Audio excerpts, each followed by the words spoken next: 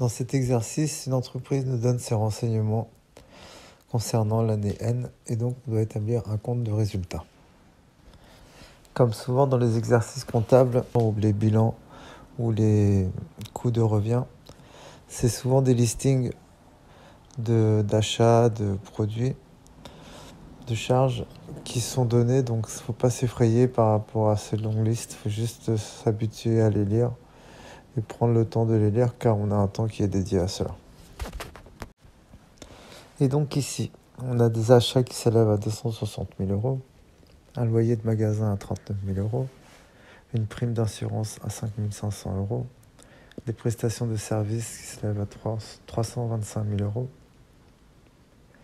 des salaires qui s'élèvent à 51 000 euros, les cotisations sociales à 20 400 euros, les taxes à 5 600 euros, un achat de micro-ordinateur à 12 000 euros, crédit bail 7 800 euros, intérêt d'emprunt 6 900 euros, emprunt bancaire 450 000 euros, paiement des dettes fournisseurs 45 000 euros, timbre poste 2 500 euros, facture téléphonique 8 900 euros et les dotations et amortissements 3 000 euros.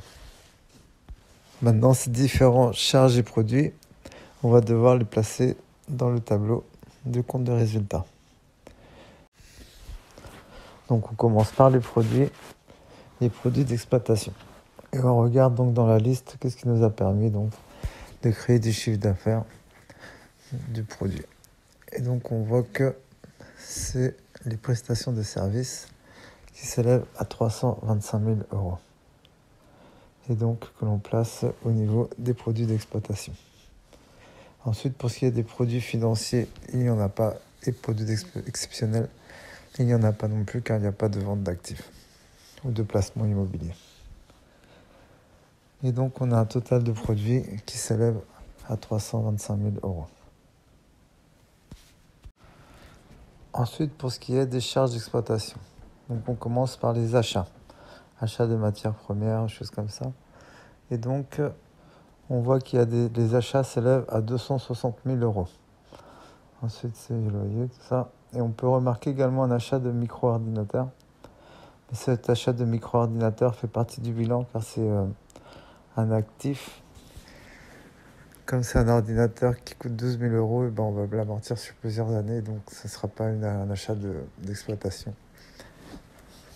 mais un bien corporel, donc un actif immobilier.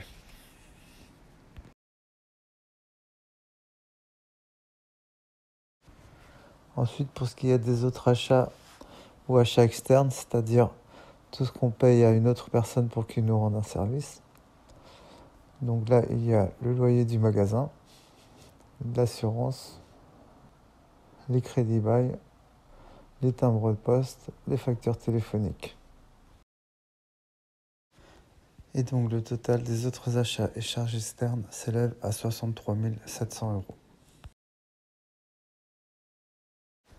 Ensuite vient ce qu'on doit à l'État, les impôts taxes. Et donc on voit que ça s'élève au niveau des taxes 5 600 euros. Ensuite les salaires et les charges salariales. Donc les salaires 51 000 euros et les cotisations sociales 20 400 euros. Et enfin les dotations aux amortissements et aux provisions, les DAP, donc dotation aux amortissements 3 000 euros.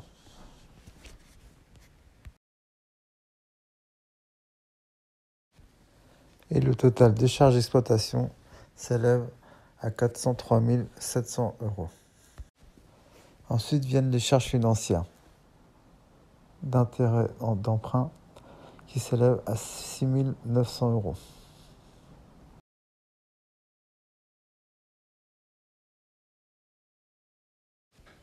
Et en charge exceptionnelle, on voit qu'il n'y a rien car il n'y a pas de pénalité ou d'amende. Et donc si on fait le total des différentes charges, on obtient un total de charges qui s'élève à 410 600 euros. Et donc pour calculer le résultat net, on a deux options. Ou bien on fait le total des produits moins le total des charges, ce qui donnerait 325 000 moins 410 600.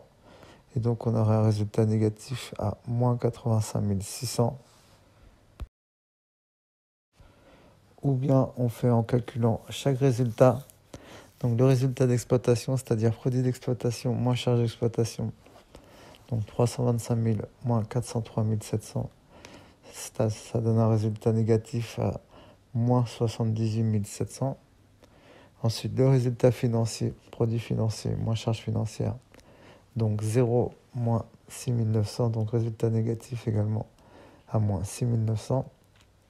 Et en résultat exceptionnel, donc produit exceptionnel moins charge exceptionnelle, donc 0 moins 0, ce qui est égal à 0. Et donc on a un résultat net qui serait résultat d'exploitation plus résultat financier plus résultat exceptionnel. Mais comme c'est des résultats négatifs, donc moins 76 000 moins 6 900 plus 0, ce qui donne un total négatif à moins 85 600 euros.